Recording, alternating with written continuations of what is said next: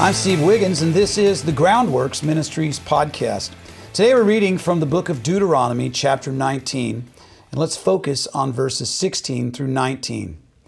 If a malicious witness testifies against someone, accusing him of a crime, the two people in the dispute must stand in the presence of the Lord before the priests and the judges in authority at the time. Now the judges are to make a careful investigation, and if the witness turns out to be a liar who has falsely accused his brother, you must do to him as he intended to do to his brother.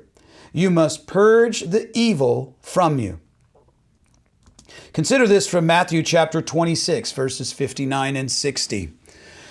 The chief priests and the whole Sanhedrin were looking for false testimony against Jesus so that they could put him to death.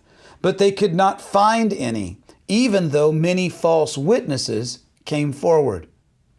Anyone who approaches the Passion story, that is the story of the week leading up to the cross, anyone who approaches the Passion story with an open mind understands the trial of Jesus was a sham.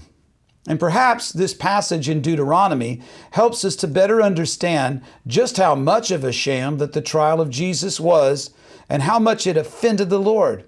The chief priest and the Sanhedrin were more than lenient toward the false witnesses. They actually went as far as seeking out liars in order to testify against Jesus. This is how distorted that things had gotten by the time that Jesus came on the scene. Instead of stoning false witnesses, they were hiring them. Is it any wonder why the people of Israel were crying out to the Lord to send the Messiah around the time of Jesus' advent? It is understandable why the people wouldn't trust the Roman government or their pagan neighbors. But what happens when you can't trust your own preachers to act on your behalf in a God-honoring way? Now, to be fair, there was more than one false testimony going on at the evening of Jesus' trial, Matthew chapter 26, verses 57 and 58. And those who had arrested Jesus led him away to Caiaphas, the high priest, where the scribes and the elders had convened. Meanwhile, Peter was following Jesus at a distance, right to the high priest's courtyard.